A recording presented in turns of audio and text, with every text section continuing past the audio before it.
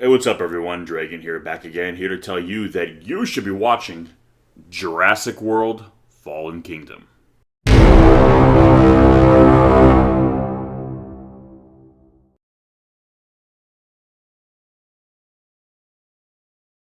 So, Jurassic World Fallen Kingdom is a 2018 science fiction film directed by J.A. Bayona and is essentially the sequel to 2015's Jurassic World and the fifth installment in the overall kind of Jurassic franchise, which began 25 years ago with Jurassic Park, a film that has kind of gone down in history as being synonymous with like blockbuster and really just kind of a game changing film. Not only just because it was a big dinosaur spectacle, but in terms of special effects in the movie, really not inventing CGI, but really kind of pushing CGI into kind of like a more effective filmmaking tool in terms of bringing to life kind of things that are meant to really look alive.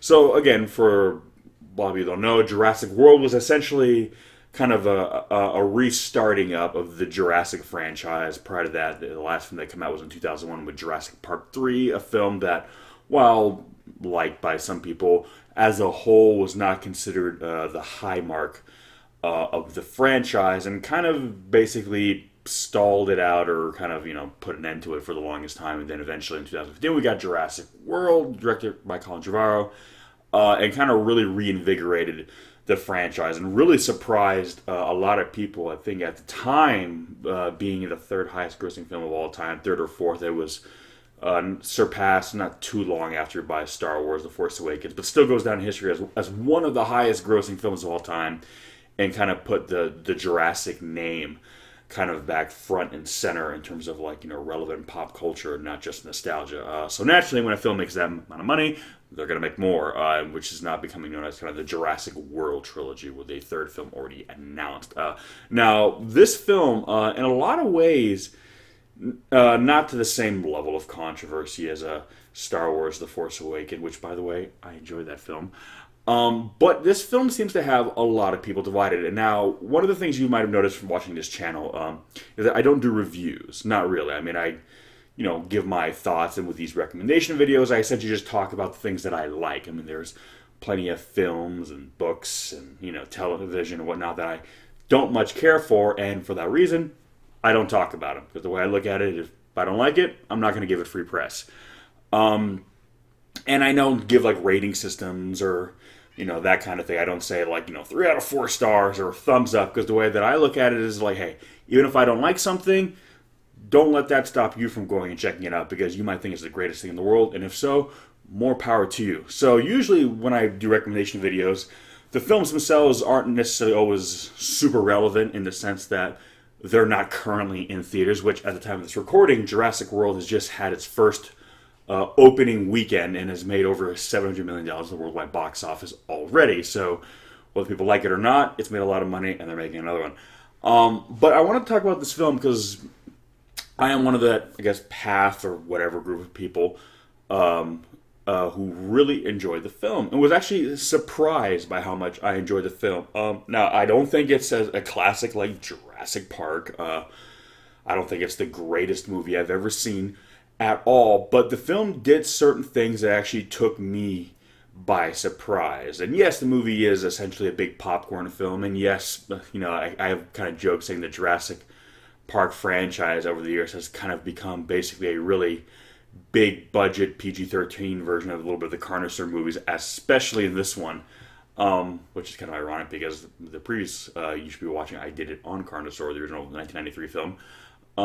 But one of the things this film did was kind of focus on two key elements that I thought was something very interesting. One, which harkens all the way back to the first film, especially, which was brought up by the character Ian Malcolm, played by Jeff Goldblum, which is kind of brought up again in this film by Jeff Goldblum, once again reprising his role as Ian Malcolm. And basically, two halves of the story is opening of Pandora's box, which is a common theme in a lot of different movies and stories, but it was something that was very prevalent in the first film, and even the book too, by and large.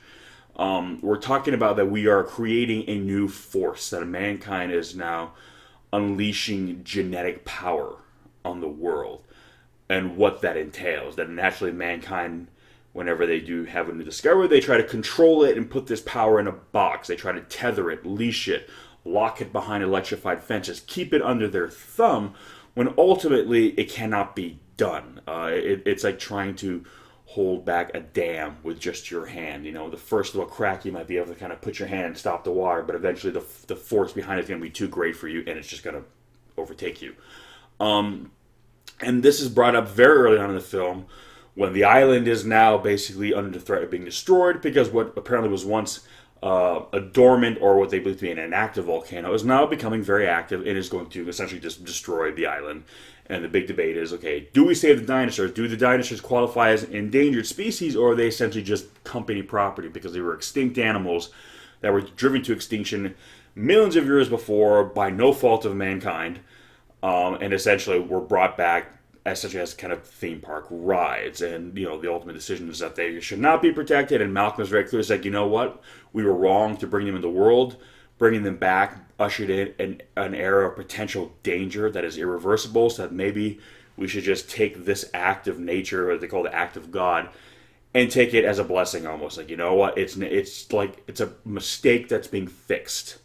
But naturally there are groups of people who want to save the dinosaurs, and they basically now go and try to save them, only to find out that they are essentially being sponsored by an organization that basically wants to not just take the dinosaurs off the island, but sell them off for seed money so they can now fund Dr. Wu's research, the geneticist who saw more prominently in Jurassic World, and we got a little bit of a cameo in the original Jurassic Park from, who essentially wants to further, in his mind, perfect dinosaurs and create kind of weaponized dinosaurs, whereas weaponizing them so he can have practical applications to kind of sell them off and get funding for his research, but in his mind, creating art, being able to not only bring back an extinct organism, but perfect it. For him, his ability to create life and alter it at a genetic level is in his way of being an artist. He is creating something. He's creating living art that he is constantly sculpting and retooling by his own hand, developing something of a God complex.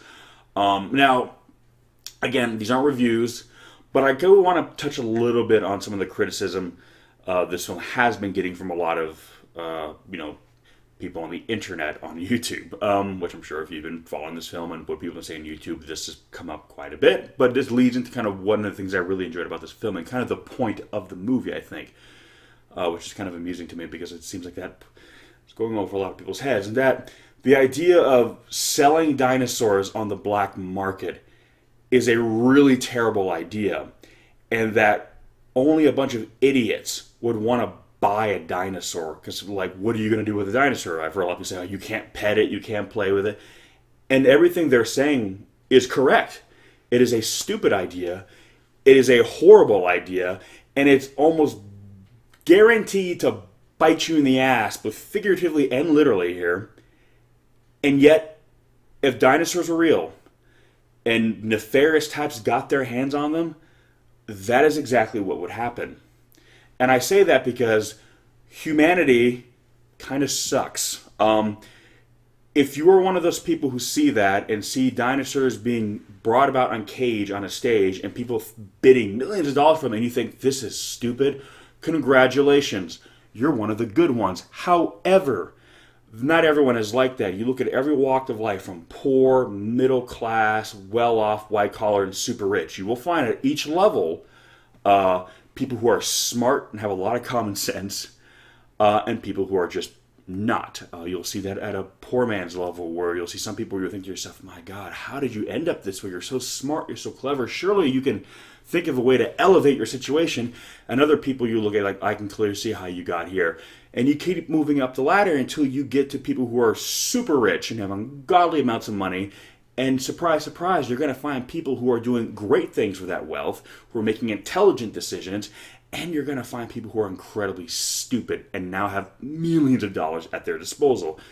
Take that idiot and show them a baryonyx or an allosaurus in a cage and stick a price tag on that, and they will say, I'll take it. Dumb idea, but the world is full of dumb people. And therein lies the danger of genetic power.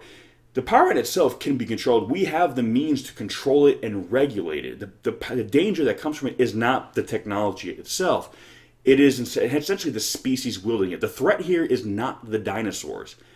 It is the species that is essentially wielding the dinosaurs. We are creating something, and as in grand human fashion, as history has shown, we can't just leave it be. Already we're seeing it was a big enough deal that we essentially brought dinosaurs back, some of which were large and dangerous and formidable, and that wasn't enough. No, we needed to take them from being extinct animals, bring them back to life, and then turn them into monsters, because it is essentially the human id. It is the human nature to essentially destroy ourselves. We are the architects of our own destruction. And when I discuss Carnosaur, it was a very literal choice. In that film, it was a scientist who was making a conscious decision, utilizing genetic power to bring about the end of the human species. She was effectively trying to do on purpose what is essentially happening throughout the course of this franchise through the same basically accidental means that humanity has always employed to destroy themselves. And if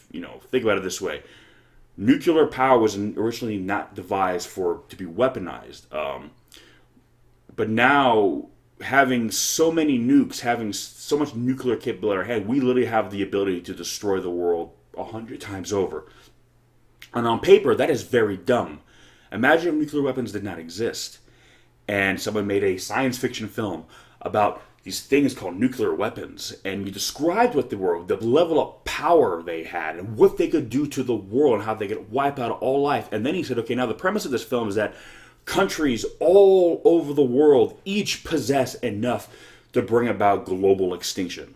So therefore, if they all went off, it would be the end of everything, and that essentially a nuclear war would be ineffective, because a nuclear war would just wipe out not only both sides, but every side all over the world. It would be, and most people say that's dumb, that's stupid. Why would anyone do that? And yet, this isn't a movie. It's the real world, and there are nations all over the world with nuclear weapons, all of which have the power to wipe out all life on this planet. So when people say, well, this is stupid, people buying dinosaurs, people genetically altering dinosaurs, making them scarier, deadlier, smarter, and more formidable, in essence, making it so if and when they inevitably do escape, they're now stronger, faster, meaner, more intelligent. Why would we do that? Well, for the same reason humanity has constructed means of destroying themselves throughout the ages, because that is what human beings do. Unfortunately, trust me, I'm not happy about it either, but it is a human condition, and the dinosaurs really in Jurassic Park, and this goes back to the novel as well, are really more of a metaphor of our own means of self-destruction. Humanity has kind of risen to become its own extinction event, where if realistically if humanity dies, it's probably not going to be, again, like I said before, not going to be an asteroid, it's probably not going to be a natural disaster, it's going to be something we create. In the real world, a weaponized extinction of the human race will probably be a bunch of nukes or a virus or something terrible like that. In the world of science fiction, souped up militaristic dinosaurs, but it's still the idea of that we created the tools in which we will destroy ourselves, thinking in our arrogance that we could control it, that we could harness this power, that the fact that we have made this mistake time and time again throughout history, that this time, for whatever reason, it's going to be different. This time, we'll get it right. And of course, we never do. And in addition, we never seem to learn. So the dinosaurs are the new nuclear power. The dinosaurs are the new form of biological warfare. They are essentially that which will destroy us, and in the case of the film, because they are living things, ultimately might replace us. And as Ian Malcolm says very wisely in the movie, that these creatures were here before us, and if we're not careful, they'll be here after us. So we are essentially creating a world in which they can survive and we cannot. So the dinosaurs are really a metaphor. And that's kind of the one half of it. And again, going back to the idea of people owning dinosaurs and people saying that's really dumb and stupid, you always hear stories of really rich, extravagant people across the world who own exotic predators like tigers and lions and bears and poisonous snakes and birds of prey. And they don't have these animals to cuddle with them. They don't own these animals because they want a loving companion. They own these animals out of ego. They want deadly predators to show their power, that they own some of the world's deadliest killing machines the way we would own a Cocker Spaniel. That's how they show their power. So if you have someone who's willing to own, real modern day predators, things that if got loose would tear them apart, and you hear stories all the time of people who own these exotic animals and they get loose and they tear them to pieces because they think in their own hubris that they can control them, that they are their masters, and come to find out that this bear, this lion, this tiger has one off day, and the end of story. So again, you wheel out a cage with a Tyrannosaurus Rex, one of the deadliest creatures to ever walk the earth, a predator that had the strongest bite force of any land animal to ever exist, and you put him up for sale. Of course, there's going to be some rich asshole who's going to want to buy it, and who will buy it, and there will always be someone who will sell it to them, because money is power, money is control, and money is basically really what does make the world go around, unfortunately. Or not, unfortunately, depending on how you choose to view it. So when you watch this film and you see all these dumb people making really stupid decisions, and you're becoming frustrated or angry about it and thinking, what a lapse in logic, well, that's literally the point. You are supposed to feel that way, because you are essentially seeing the failings of humanity play out before you. Here are these incredibly idiotic people making piss poor decisions. And again, most people would not want to do that. I'm fairly certain that 90% of the theater I was in with, if not the whole thing, would probably not want to do that.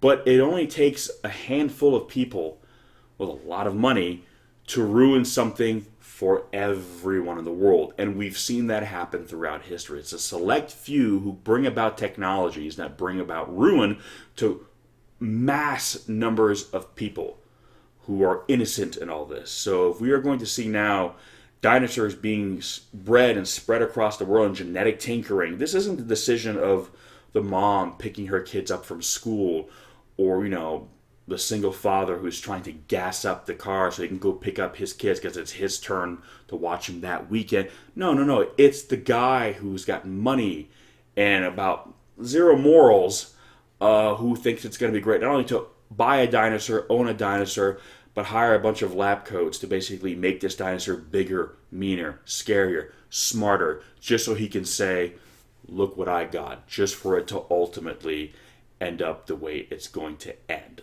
And because this movie goes in this darker direction, it is essentially kind of the death of our childhood in a way, but in a necessary way. There's a very sad scene, which I'm sure I'm going to kind of spoil it for you, but I've heard it be discussed in a lot of reviews. So where you see a lone brachiosaurus at the edge of a dock just before the pyroclastic volcanic cloud is about ready to consume it. And it's very reminiscent of the brachiosaur you see in the first Jurassic Park when it's walking across the field, and the John Williams score swells, and it's this magical moment that is one of those iconic moments in film history.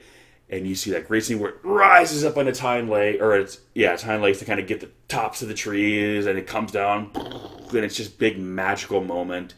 And you see this scene as everyone's leaving the island, and you see it slowly being destroyed, moaning mournfully as it watches the ship leave, just as you see the cloud consume it. And in the fiery pyroclastic cloud, you see the brachiosaur rear up like it did in the first film. I kind of like to think it's maybe the original one, even though it's probably not. And before it is consumed in flame and vanish. And in that moment, you realize the park is gone. And you realize that 1993 is gone too. That 25 years ago is gone. And that what began as a magical dream by an idealistic old man has essentially grown up and entered the world. We're going from Jurassic Park to Jurassic World. The world is much crueler than a theme park. A theme park it's all show. It's an attraction. It's an ideal version of how we see the world, how we wish the world we can be. Everything is designed to look and feel the way we wish things were. But ultimately, it's an illusion, as was stated by Ellie Sattler in the first film. And Jurassic World is that childhood dream now kind of cast into the light of reality, put in the real world. And the reality is, if you bring dinosaurs back to life, and you put them in the hands of human beings, what has happened to literally almost every major breakthrough in scientific history will happen to them. and and it's not going to end up well for us, because unfortunately the reality is the world is cruel. That's why we cling to our dreams. That's why we have dreams. That's why we love our imaginations, because our imaginations are our escape from the reality. Our imaginations can be anything we want it to be. We can envision the world anything we want it to be. And as long as Jurassic Park was in John Hammond's imagination, it was very much a place of wonder. But the moment he put his imagination into the world, it was destined to be consumed in fire and turned into something else. So in this film, when you see the brachiosaur kind of consumed in flame, and then you see the arrival of the Indoraptor, the new genetically modified dinosaur, which is essentially just a living weapon, a monster that was created in a laboratory by effectively mad scientists, you realize that's what happens when dreams become reality. They go from being the things we love, and they become monsters. The best intentions become the worst things in the world. And dinosaurs lived in an age before mankind was there to muck it up for everything. So when dinosaurs were around, the world was this amazing place. And these were amazing creatures. But the world is no longer just theirs now. They are now mixing with a race that whatever they touch, unfortunately, a lot of times bastardizes. So we're going to have dinosaurs in the world. And they started off as kind of the dinosaurs of old. But now they are becoming dinosaurs of the age we live in. They are becoming dinosaurs in the age of man. And when you see the Indoraptor, you realize you are not seeing a dinosaur of the past. You're seeing a dinosaur of the future, which is a monster. Because in a world with human beings, the only thing that could prevail against human beings are monsters. And the only things that can create monsters are human beings. So you now have this new world, and as Malcolm says, welcome to Jurassic World. It's not just welcome to a world with humans and dinosaurs, because that sounds great on paper. It's welcome to a world where you're going to get not the dinosaurs you wanted, not the dinosaurs that we dreamed about as children and read about in books and used to draw them in school on your paper in your notebook when you're supposed to be listening to your teacher in math class and you don't want to hear about fractions, so you're there just drawing dinosaurs. That might be pulling from a little bit of my history. But you're going to get the dinosaurs that can only exist in the world today. And those are not the dinosaurs you want, which is why they should have never been brought back to begin with. But now that they have, we have to take responsibility for it, because we've unleashed the most potentially destructive force ever to be conceived, and that is genetic power. And that will now change the world. Pandora's box has been opened, and it can never be closed. And now the future is up for grabs. And that's essentially where this film leaves off. It is a bold new world, and a world that will now grow and evolve and change in new ways, and a world that might not include us. And if it does, might not include us in a way that we would have initially have envisioned for ourselves. So, very curious to see how the third one is going to go. And again, so that's my take of the movie. Now, if you just didn't really care for the movie, or it wasn't your cup of tea, that's fine. Film is subjective. It's all a matter of opinion. There are films that I think are fantastic and that I love, and that when I try to sit down and watch them with Ashley, she's literally just counting the minutes for it to be over, and vice versa. But so it's all subjective. Life is short, and film, television, all forms of media, books, it's all just a means in which to occupy ourselves until the inevitable end. So you watch what you watch, you like what you like. But just understand that even if you weren't entertained by this film, or riveted, or you don't think it was nearly as good as Jurassic Park, which I am inclined to agree, Jurassic Park is a classic film, and I'm not just saying that because I'm supposed to say that. I really do think Jurassic Park is one of those films that really stand the test of time. But I think this film was a very much bringing to the forefront everything that was warned in the first film. So whether you like Jurassic World first better, whether you think The Lost World was better than this movie, one of those maybe handful of people who like Jurassic Park 3, and that's good, well, that's fine. But what this film did that none of the others did was essentially, again, bring about the warnings of the first film, saying everything they want was going to happen if we don't stop this now, happens in this film. So, if for no other reason, just to see Ian Malcolm validated for like the 3 minutes he's on screen, which is, if you've watched the trailers, you've seen his screen time in the movie. But maybe we'll get more of him in the third film. I would love to see Dr. Grant maybe come back too, and I would love to see Ian Malcolm have another conversation with Henry Wu's character, because they had a really great back and forth in the first film, and I would like to kind of see maybe a sequel to that conversation now that everything that Malcolm kind of predicted and feared has essentially come to pass, mainly because of Henry Wu's character, or Henry Wu, the scientist. But yeah, so Jurassic World, Fallen Kingdom. Have you seen it? You probably have, because again, the movie is already almost at $1 billion after its first weekend, so I think a lot of people have seen it. Whether they like it or not, this movie has made a lot of money. So, have you seen it? What did you think? Again, if you didn't like the movie, that's fine. It's your opinion. I dug it. I thought it was cool. And very ironically, when I talked about Carnosaur, not to keep bringing that back into play, I talked about how Carnosaur, the movie, bared little to no resemblance to the book. That was a completely different story. That's why I was kind of focusing on the movie. There are a great many elements of Jurassic World Fallen Kingdom that resemble Carnosaur, the book, taking place on a lord's big fancy manor out in the country who has a basement full of dinosaurs that inevitably break free and cause some trouble.